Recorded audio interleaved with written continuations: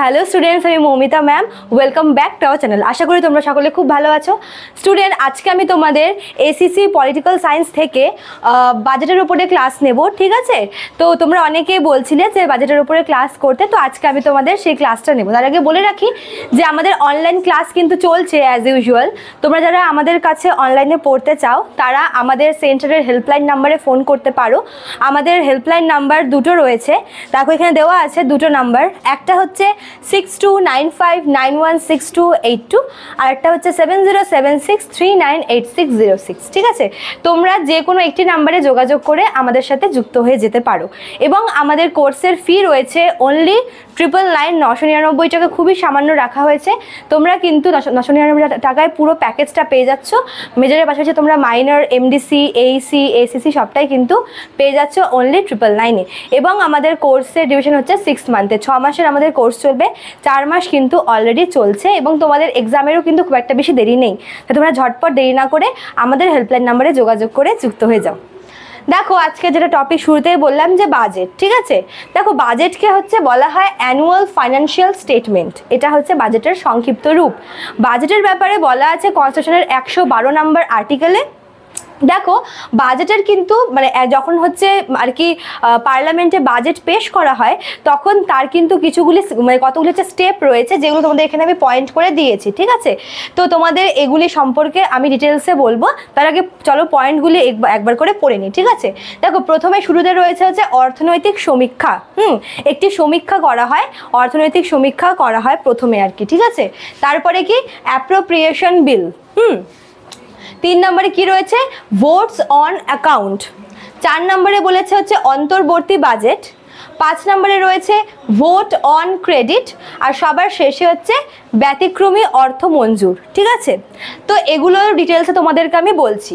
দেখো প্রথমে কি বলেছে অর্থনৈতিক সমীক্ষা। এখানে কি হচ্ছে, যেদিন মনে করো বাজেটটা পেশ করা হয়, অর্থমন্ত্রী মেন বাজেটটা পেশ করে, যেদিন বাজেটটা পেশ করা হবে, পেশ করার ঠিক আগের দিন, ঠিক আছে, ডিপার্টমেন্ট অফ ইকোনমিক অ্যাফেয়ার্সের পক্ষ থেকে একটি অর্থনৈতিক সমীক্ষা আর কি পেশ করা হয়, একটি আর কি সার্ভে পেশ করা হয়, ইকোনমিক্যাল সার্ভে, যেটা হচ্ছে ডিপার্টমেন্ট অফ ইকোনমিক অ্যাফেয়ার্সের পক্ষ থেকে এই সার্ভেটা করা হয়।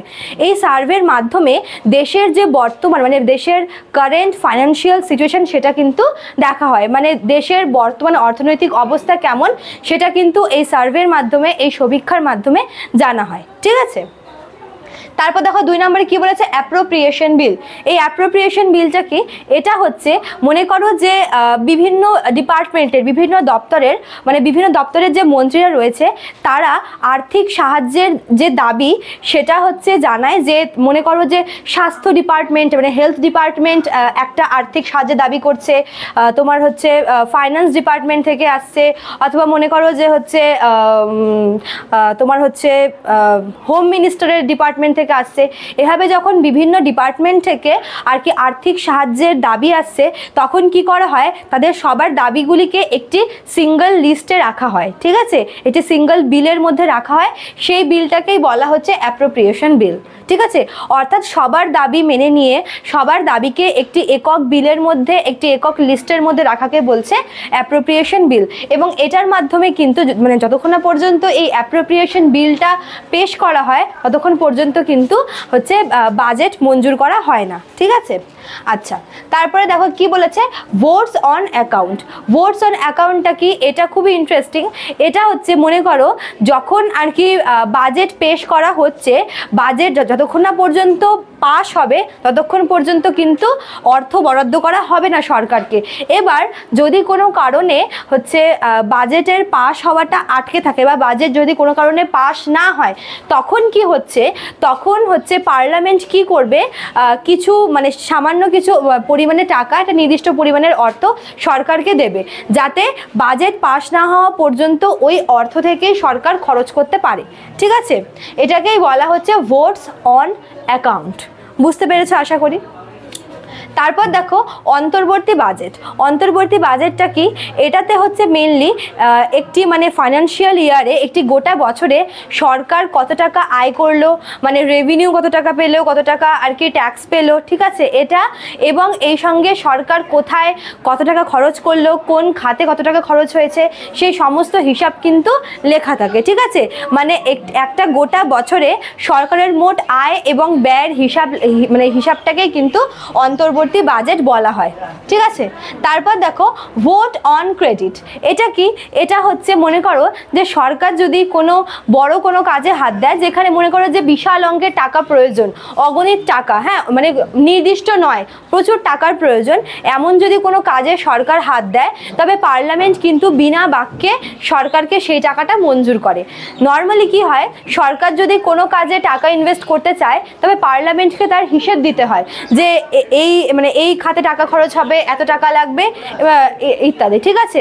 কিন্তু যদি সরকার এমন কোনো কাজে হাত দেয় যে কাজে প্রচুর টাকা লাগছে, অগণিত টাকা লাগছে, তখন কিন্তু পার্লামেন্ট বিনা বাক্যে কোনো রকমের প্রশ্ন ছাড়াই সরকারকে সেই টাকাটা মঞ্জুর করে দেয়। এক্ষেত্রে কিন্তু কোনো প্রশ্ন পার্লামেন্ট করবে না, বুঝতে পেরেছো? তো এটাকে হচ্ছে ভোট অন ক্রেডিট বলছে। আর সবার শেষে দেখো রয়েছে ব্যতিক্রমী অর্থ মঞ্জুর। ব্যতিক্রমী অর্থ মঞ্জুরটা কি? এটা হচ্ছে যখন মনে করো যে মানে বাজেটে তো মেন হচ্ছে মেন লিস্টগুলো, মেন পয়েন্টসগুলোকে আর কি লেখা থাকে, যেগুলো দরকার সেগুলো লেখা থাকে। এবার যদি কোনো মানে জিনিস এমনও থাকে, কোনো টপিক হচ্ছে বাদ পড়ে যায়, স্কিপ করে যায়, যেগুলো বাজেটে লেখা থাকে না, এবং দেখা যায় যে পরে ওই জিনিসগুলো কিন্তু ইম্পর্টেন্ট, মানে বাজেটে মেনলি মোস্ট ইম্পর্টেন্ট টপিকগুলিকে লেখা থাকে, ঠিক আছে, তার সেই মোতাবেক হচ্ছে মানে টাকা বরাদ্দ করা হয়। এবার যদি পরে দেখা যায় যে যেগুলি বাজেটে লেখা হয়েছিল, যেই পয়েন্টসগুলো, ওগুলো বাদ দিয়েও আরও কিছু কিছু ক্ষেত্রে আর কি টাকা ইনভেস্ট করা প্রয়োজন, যেগুলো স্কিপ করা হয়েছে, তো সেখানেও কিন্তু আবার সরকার টাকা ব্যয় করবে, ঠিক আছে। তো ওই যে মানে স্কিপ করে যাওয়া জিনিসগুলোতে যখন আর কি টাকা ইনভেস্ট করবে, ওটাকে হচ্ছে ব্যতিক্রমী অর্থমঞ্জুর বলা হয়, বুঝেছ? তো এই ছিল তোমাদের আজকের টপিক বাজেটের উপরে। আশা করি তোমরা ভিডিওটি বুঝতে পেরেছো। ভিডিও ভালো লাগলে অবশ্যই লাইক, কমেন্ট করবে, শেয়ার করবে। দেখা হচ্ছে নেক্সট